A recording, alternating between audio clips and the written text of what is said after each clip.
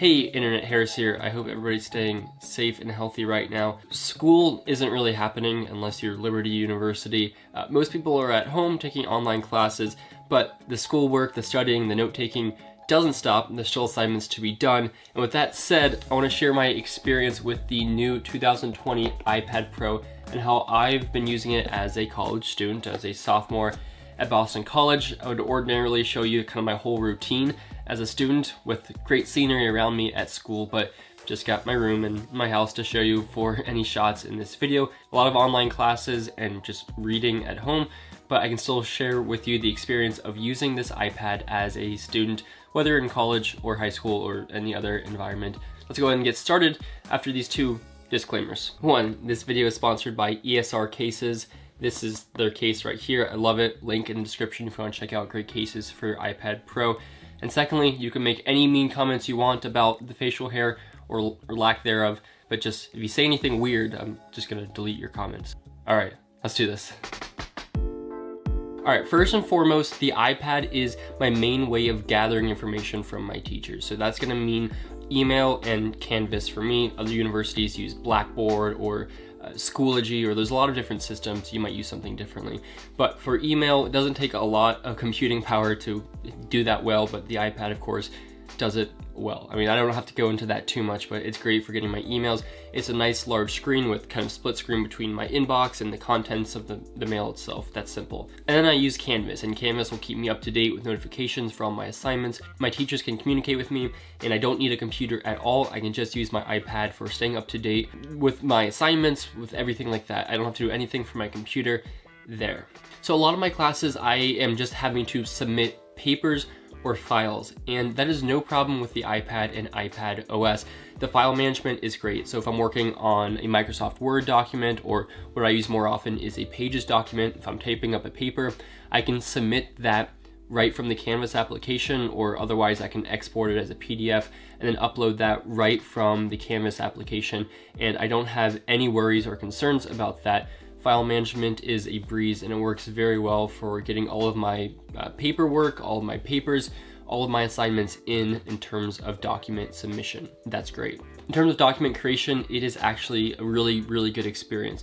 So I use generally Apple's keyboard case when I'm doing that. So I'll take off the ESR case and I'll put on Apple's keyboard case and I'll type away, or otherwise I can use the Bluetooth keyboard that I also use with my Mac, and I can just switch to the iPad and use it with my ESR case, and then I can go ahead and get writing.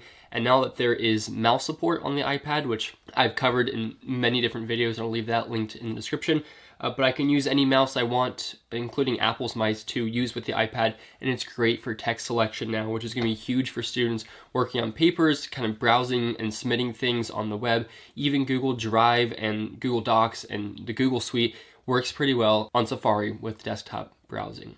Okay, next I just want you to look at what this case can do and how it changes my life with watching SpongeBob. This is the sponsor, ESR. They have incredible magnetic cases for your iPad. So as much as I love my Apple keyboard folio case, it's a little bit heavy, and when I don't need the keyboard, I'd rather just have a slim and more protective case to throw in my bag, take around when I'm using to watch Netflix or just taking notes. I don't need the keyboard. And ESR has some great options for your iPad. They all have different stand options, so they're more flexible than the iPad in terms of that. Some of them have the magnetic attachment to the back of the iPad, which is amazing, and it's like a tenth of the cost of Apple's own case. They're slim, they're protective, they're stylish, but they're just very functional. And I think that they are better than Apple's cases because they are much more functional, but they're so much cheaper. So if you want just a case for lounging around, then ESR is going to help you out. If you want to get this, you can use the code Harris2020 with the link in the description, and you can get 20% off your order until the end of the month. It's a no-brainer in my opinion. Now, speaking of desktop browsing, the iPad is also going to be great for now downloading things. You can download videos and attachments directly from Safari when you're browsing the web. So a computer feels very different because you can just download anything, files. You can download anything now on this iPad. Now, that doesn't mean you're going to be able to open it because some files aren't supported, like if you're trying to download an application right from the web. But if it's a file like a video or really any other type of file that the iPad can handle, it'll give you the options and list all the apps that will be able to open it, and you're going to be able to open a lot of different files, so PowerPoints, videos, all this type of stuff you can download to your device, and that works very well with the file managing system. Now, another great part of the iPad is its Apple Pencil usage, and I'm going to make a separate video talking about just how I take notes specifically with the iPad with Notability or Good Notes. So that's going to be a different video, and I'll leave that linked down in the description, but it's fantastic. Even for online classes, I'm just taking notes with the iPad. It works great, and the iPad has great new cameras with this one too.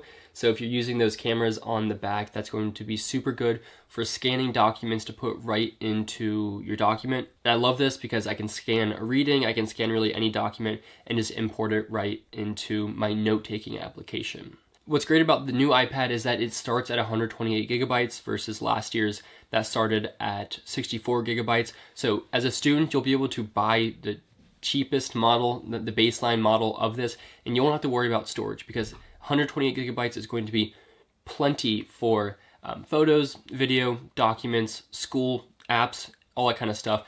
It'll be great. Now, this iPad also has new wide-angle camera, which won't really help you with your schoolwork too much. I mean, if you are a film major or something, this is a capable camera, and it's got a huge screen, so that viewfinder is going to be awesome. So if you need to use it for like a secondary camera or anything like that, or just a school project, having the wide-angle camera is just going to mean that you can use this iPad even better, more efficiently than you could with the old iPad, just because it's got an amazing camera and it's now got a wide-angle camera, which is, it's fun, but it doesn't fundamentally change how you use your iPad for school. It also has a new LiDAR scanner on the back, which is basically like a depth scanner. It's for augmented reality and stuff. I think this will be useful down the road. I think eventually, and even right now there's a little bit, so biology and some different disciplines actually will be able to use augmented reality very well right now. I know there's some apps you can like put up a human skeleton or a body and kind of check out the anatomy and the biology, but it's definitely going to be getting better down the road. So if you are looking at this iPad, that actually is a reason to consider it, because it is going to last for many years. I can guarantee that, because the last one did too. But the new improvements to the augmented reality is going to, I think, help students a lot, because as classrooms get more virtual, as we're seeing right now, I think augmented reality is going to start becoming more important for interactive learning with your devices. So that's going to be really cool and really helpful. Now, other features of this iPad, it's super fast. The old iPad Pro was also still really fast, and I mean, honestly, the old iPad is, if you can get it for a lot cheaper, then it's probably going to be worth it. I mean, obviously, this new iPad has the storage benefits, so it's actually going to be kind of a better value because of that. But the old iPad is really fast. This one's not too much faster. It is faster, and it does have more RAM across the board, which is going to be helpful for when you have a lot of applications open at once. But it's so hard to push the limits of the iPad that you're really not going to notice this iPad being too much faster than the previous iPad Pro, but it's definitely going to be a lot faster than non-Pro iPad, so keep that in mind. The microphone on this iPad is actually great, so if you're recording class lectures with your teacher's approval, that's going to be helpful. But also if you're recording audio for a class, like a voiceover for like a video project or something like that, you're going to be able to use this iPad for its microphone, and it's going to be usable. So same with the new 16-inch MacBook Pro, that has an amazing microphone system on it. So you can record really good sounding audio just from the microphones built into the computer. Same with the iPad, it's not incredible, but it's pretty good. And it's definitely going to be good enough for when you're just on the fly recording audio for a class or a video assignment or anything like that, or an interview. It'll be great with this iPad Pro. So ultimately, the iPad Pro is just an incredible device.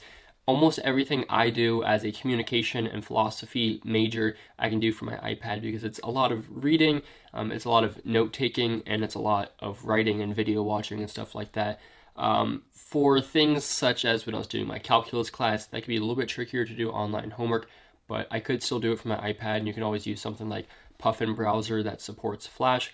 And then other majors might have a little bit of a harder time that really needs PC or Mac specific software to load and run. But without a doubt, it is getting better on the iPad and is becoming more useful as a multidisciplinary tool. Like, no matter what your major is, it's useful. Not everybody's going to be able to use this to replace their computer. I pretty much am. Again, I'm philosophy and theology and communication, and even when I was computer science, I could do a lot of my work on my iPad, and I have a video talking about that. Not everything, but the iPad is getting slowly and slowly more like a computer with iPad OS and mouse support and great keyboard support.